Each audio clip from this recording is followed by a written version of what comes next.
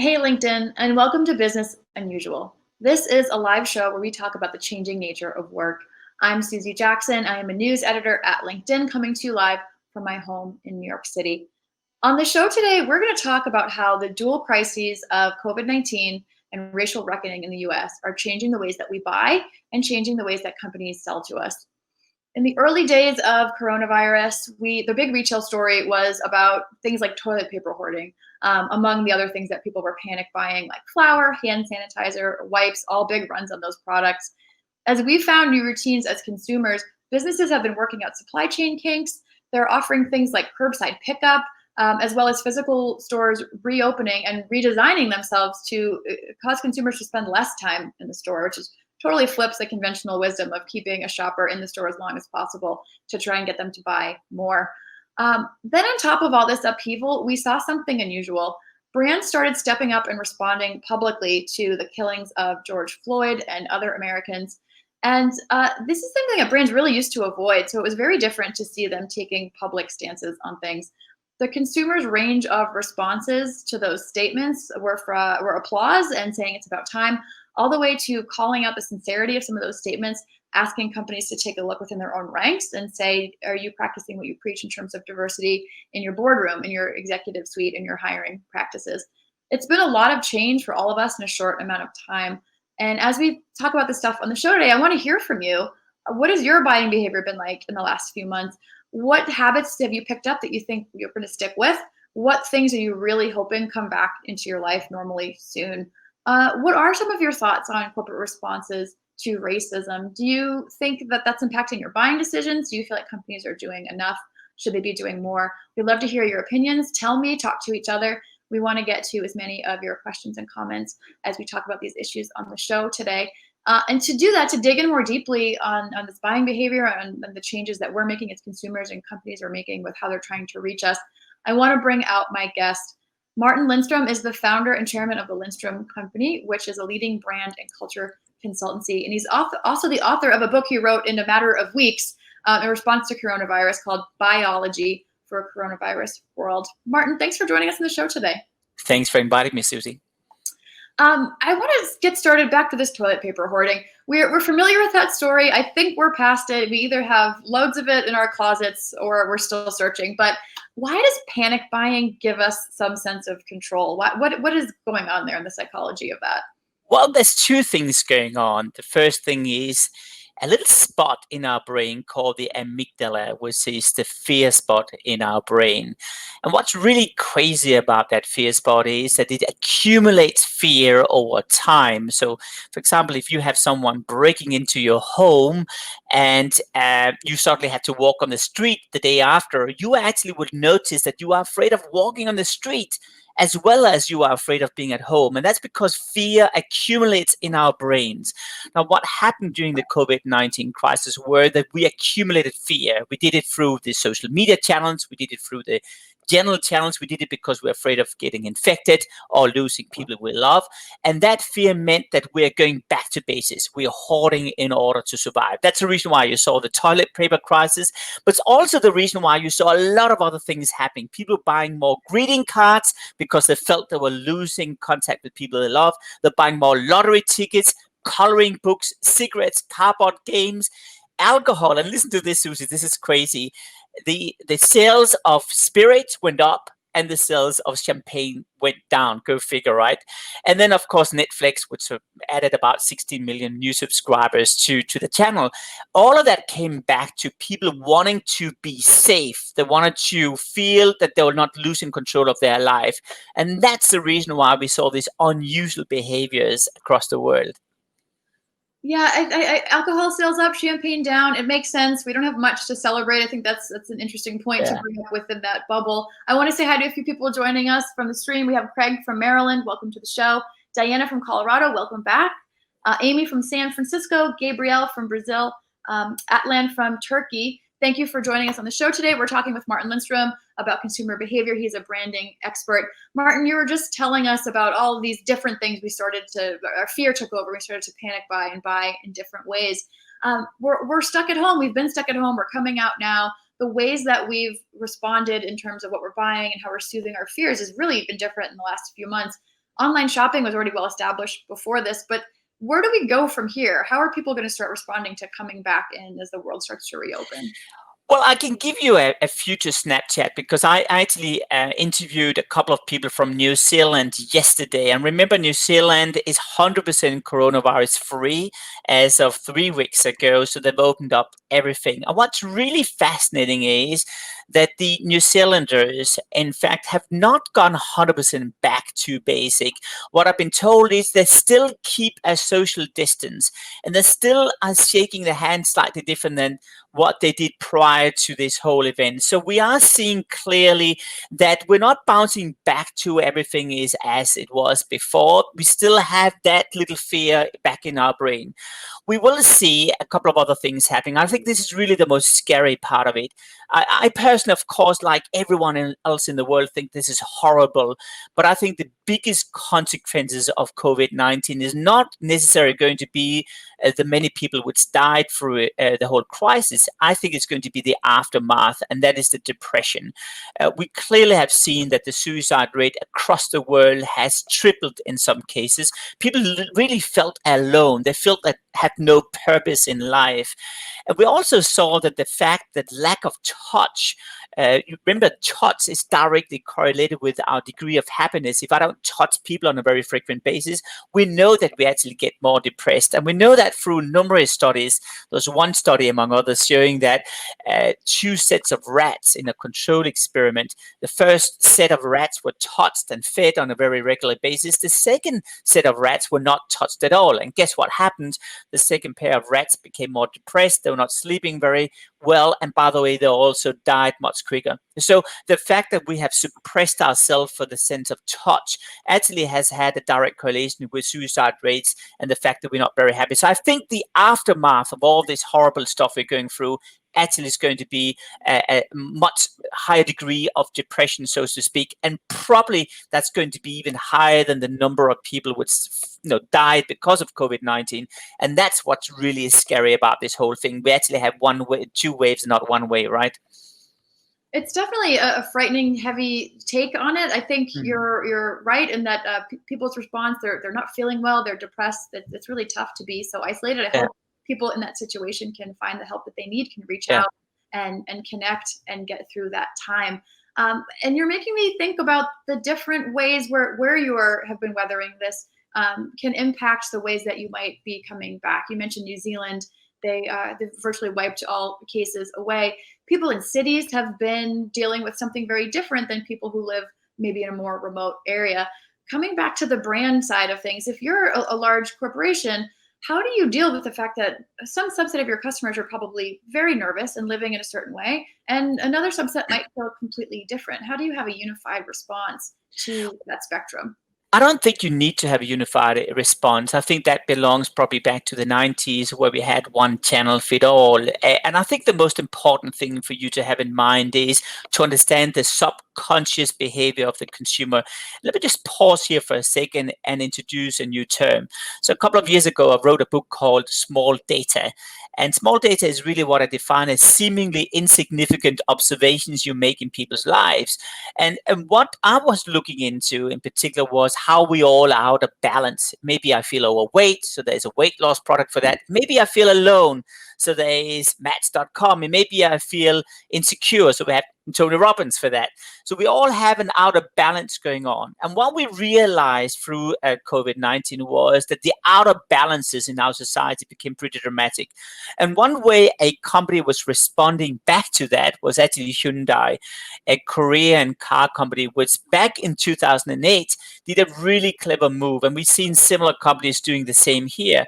What these guys did during the meltdown in 2008 was not to do what every other car company were doing. Every other car company basically was bailed out by the US government. And what they did was to lower the prices, hoping they would sell more cars. Guess what? No one was buying those cars.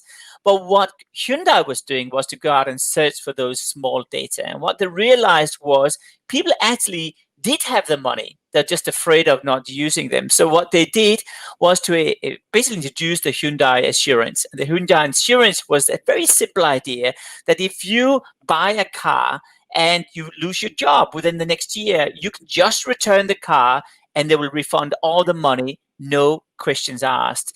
Now, what was fascinating about this case was that Hyundai during 2008 and 2009 basically witnessed their sales going up double digits. But not only that, I spoke to the CEO in 2008 and 2009, and he told me that they actually in total had 5 cars returned. And that gives you an indication of that what companies have to do now is not just to listen to consumers in general. They have to go in a deep dive underneath and figure out what are the differences between the city areas and the country areas. And what you will notice is it's a dramatic difference between those. But you can't just do one size fit all, because if you do that, you lose most likely half of the audience.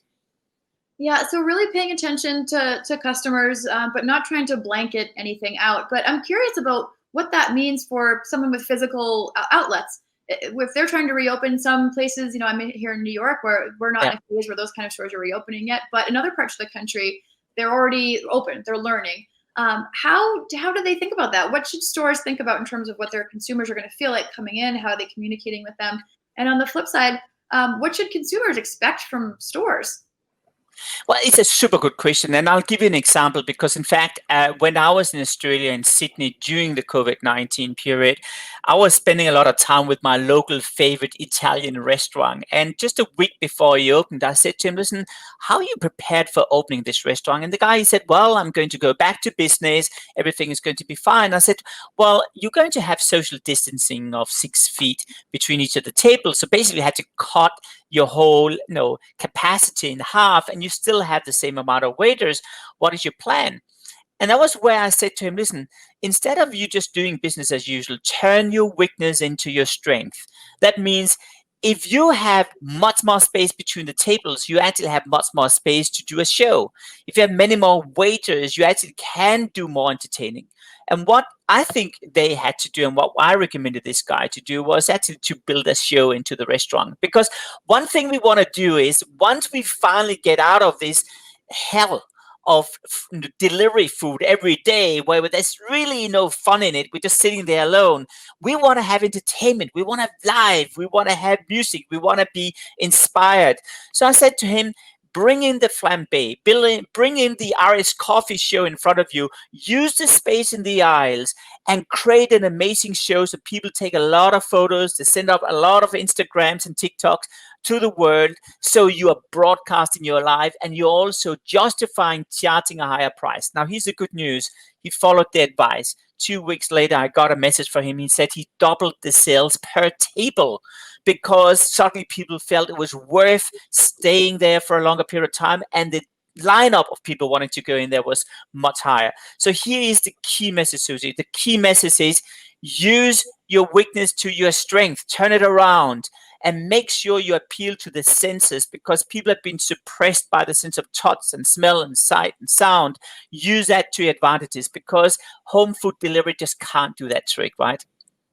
So there's a great example of it's a smaller business, so perhaps they're able to be more nimble than a larger corporation. They can take chances, see how it works, walk it back the next day if it doesn't. So we might see an increase in baked Alaskas and bananas flambe.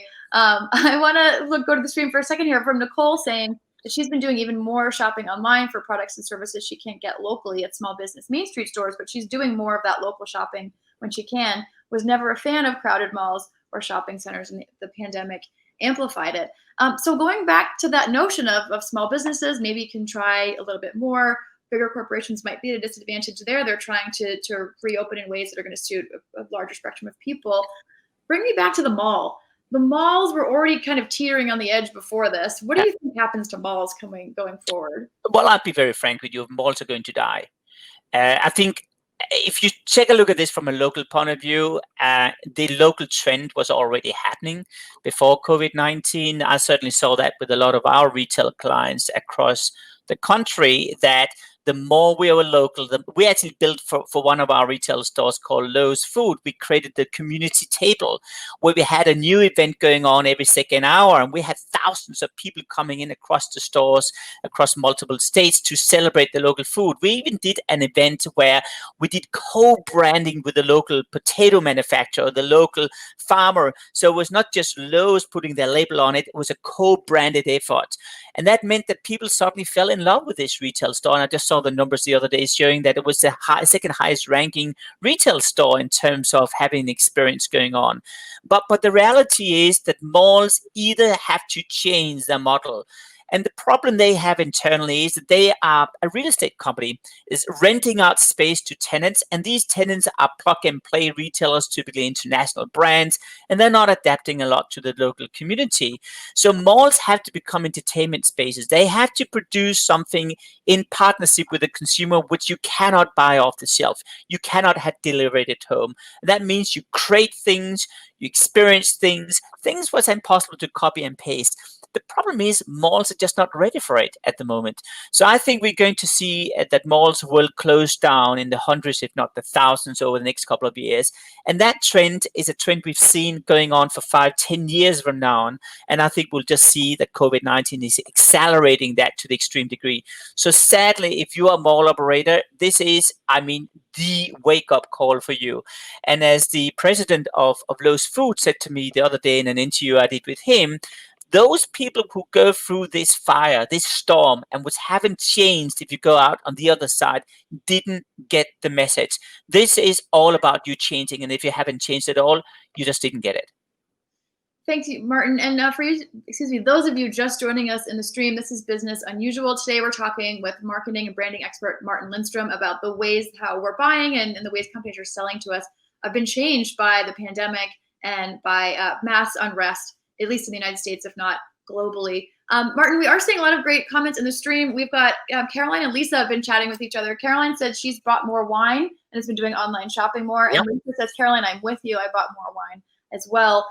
We also have the stream really loving some of the business advice that you're giving. So with that in mind, I would love to ask you, is this a good time to launch something new? Oh, definitely. It's a fantastic time. And do you know what my proven point is? If I go back in time to GED was founded in 1892. That was 1 year prior to the recession. GM was launched in 1908. That was probably just around the 07 panic we had back then. IBM launched in 1911. There was just a recession going on there. Disney in 1929. HP in 1939. All of these years had a recession attached to it. In fact, if you take Heinz and FedEx and even Trader Joe's were launched during a recession or a crisis. My message to you guys is this is the moment to launch a new company. Let me just introduce a new term for you. I actually wrote an article about this on LinkedIn last week, which I call the 8th entry point, because this is what's so fascinating. In marketing speak, we have something called entry points. An entry point is something profound happening in our lives as we grow older. It means, for example, I got a new baby. Suddenly I'm seeing baby strollers everywhere. I'm sure, Susie, you have tried that feeling. Suddenly you just see the whole world changing. My God, I didn't see that before. Or, for example, I'm moving from home, or I'm getting married, or I'm going on pension, or whatever it is. We have 7 entry points through life. Well, guess what? COVID-19 is the first global synchronized 8th entry point. It's never happened before in recent memory. And it means that profound new changes are happening. And that is the reason why, if you pick up the small data and you turn them around to your advantages, this is where you'll see amazing business opportunities. And I want to just throw in one little idea here, just for you guys to be inspired. Now, I noticed the other day when I was walking on the street that this old lady, she went up to this foreign dog, a dog which she had no idea about who it was. It was just a dog standing there with an owner, and she started to pet this dog. I'd never seen this before. And then I started to think about, wow, this is interesting. And I noticed it happened more and more. In fact, strangers were going up to each other's pet and petting them. And I thought, interesting. So I went back to the statistics. Guess what? Pet sales has gone up 300% around the world because people are suppressing the sense of touch. Now, that is what we call a potential indication of an 8th entry point. Because once I buy this dog, I want to have a dog house, then I want to have a dog fence, then I want to buy pet food, then I may not get a child as early as I was planning to. And this whole theory is what we call the Diderot theory.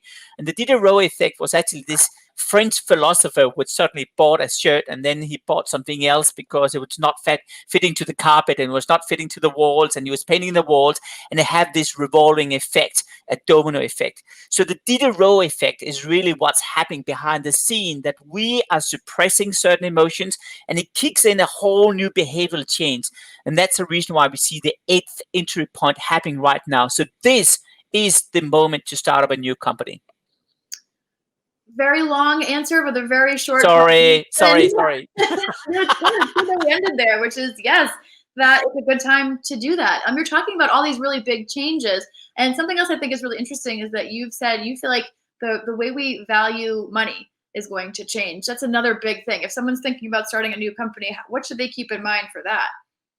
Well, money is not going to mean as much for us anymore as it did in the past, because I think we realized during the recession which we're hitting right now, we couldn't use money for anything. I mean, we're locked inside. And I think a lot of people had second thoughts about their purpose in life. Why do I exist? What's my purpose in life? How do I want to change? What's my legacy going to be? So we did notice that spending went down a lot, and we will see that will continue. And unfortunately, that will have a negative effect. If I spend less, these people are earning less. If they're earning less, well, then they're going to spend less.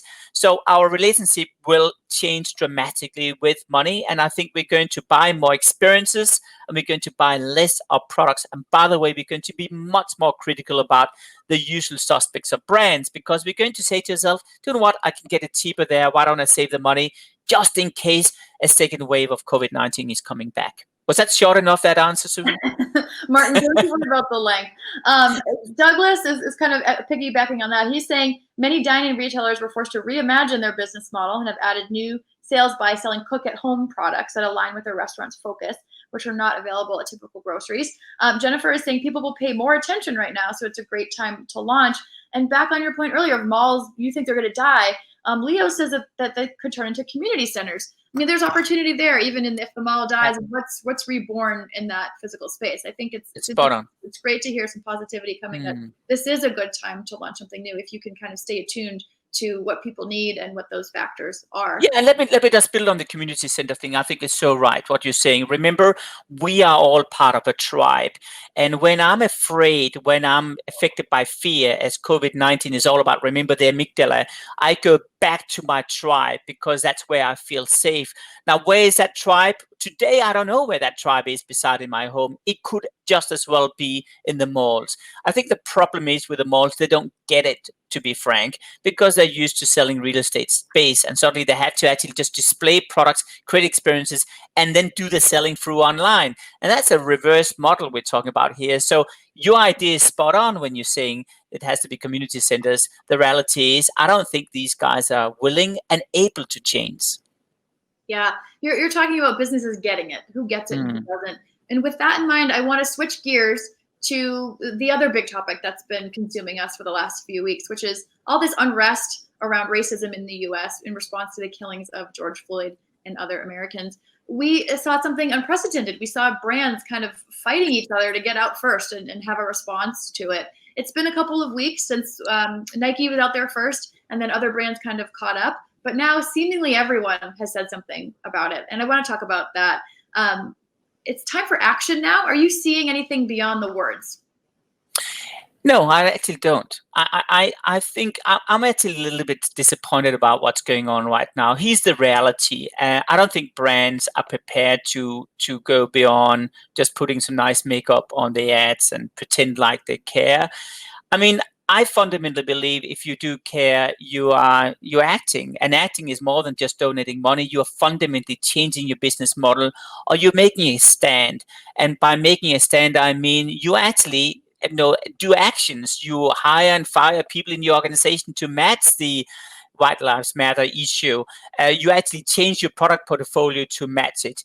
The reality is that companies do not have their house in order at the moment. And that means the chief marketing officer is probably right now running around behind the scene to try to align the organization around a matter, because organizations behind the scene are not even aligned themselves. And that's the reason why it's so difficult for companies to go beyond just donating some money and coming up with a nice ad slogan. So I think this is the moment for companies to wake up. And as I wrote in an article last week about this topic, I think more long-term planning has to be put in works. You have to be prepared for the next wave because Black Lives Matter is an issue, but we will see very soon that other issues will appear as well, hopefully not as dramatic as this one here. And companies better be prepared because companies for a long future will basically walk from one crisis to another. And that's the only place they can use to build their brand. So you better get your ship in order here. So we saw a survey from Edelman last week. It was a small survey, about 2,000 people, but they found that 60% of Americans were saying that they would change their buying behavior based on a company's response to these protests. Just like companies speaking out, that feels different. Tell me, do you agree with those numbers? Does that seem? No, I don't. I don't agree with them because I don't think you can mention. I don't think consumers know all these companies reacting and not reacting because our memory is like a goldfish. It's 7 seconds. No, Susie, can you mention the 200 companies who said yes and the 200 companies who didn't do anything? We just can't do it today. So I think in the moment, yeah, maybe it's true, and I actually do think, sadly, when it's out of sight, out of mind. Basically, we will not forget about the issue, don't get me wrong, but it won't be in top of mind. I think this is an issue which have to come back again and again and again before you kind of feel ashamed if you're supporting a company which is not supporting this issue. We're not 100% there yet. We're there right now for a couple of weeks, but we're not there for a lifetime. And that requires much more of an effort than what we're seeing right now. So we're talking about consumers probably not noticing, them not paying as close attention as a brand might think when it's deciding whether or not it comes out with one of these statements. I mean, I saw an email in my inbox from a company that framed a picture for me once talking about their response to this issue. And I thought, when are these helpful to the business and the relationship with consumers? And when are they just hollow? And since you're saying that there's going to be another crisis soon, and we hope it's not as acute as this, but there is going to be something else for brands to respond to, how can they think through when it's right, it's helpful for them to be responding, and when they should sit it out? Well, let me give you a very simple rule of thumb. The way I believe you have to get around this is, first of all, go back to your core brand values in your organization. These are the foundation for why you exist and what you stand for.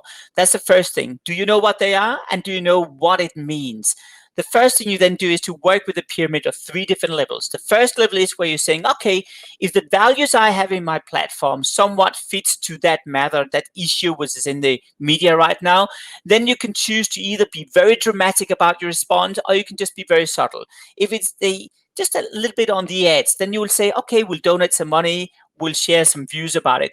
If you're more serious, you will say, okay, we'll change our product portfolio around it, we'll change our behavior. And if you're deadly serious about this because that core value you have is just 100% in tune with what's going on in the press or right now the top issue, well, then you actually use that as your key communication factor and transform your entire organization around it to show the world that you care.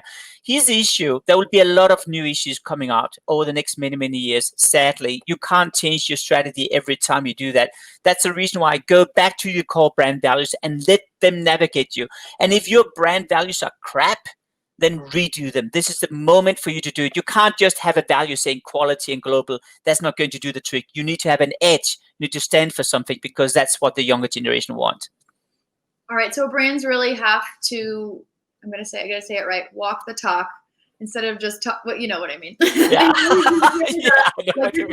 Instead of walking the walk, yeah. Have an edge, and this time people are they're not paying close attention to exactly who said what when. They are paying attention to what you're doing afterwards and where the collective movement goes from here.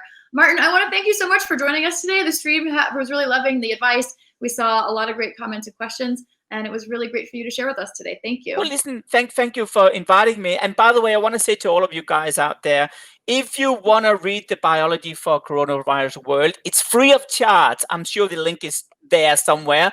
Download it and spread the word because I'm trying to do my best to share the knowledge about what do you do through this crisis because this is not fun. So let's get over it in the best possible way we can.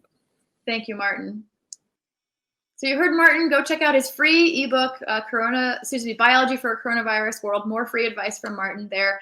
Thank you to Martin for all that wisdom today. We are Business Unusual. This is a live show that comes to you from the LinkedIn news page 5 days a week at noon Eastern. Please join us again tomorrow. My co-host Caroline Fairchild is going to talk with the co-CEO of Levi Strauss, Chip Berg. He's going to talk about Levi's diversity inclusion efforts as well as leading through a pandemic. So please tune back in here Tuesday at noon Eastern for that conversation and stay safe.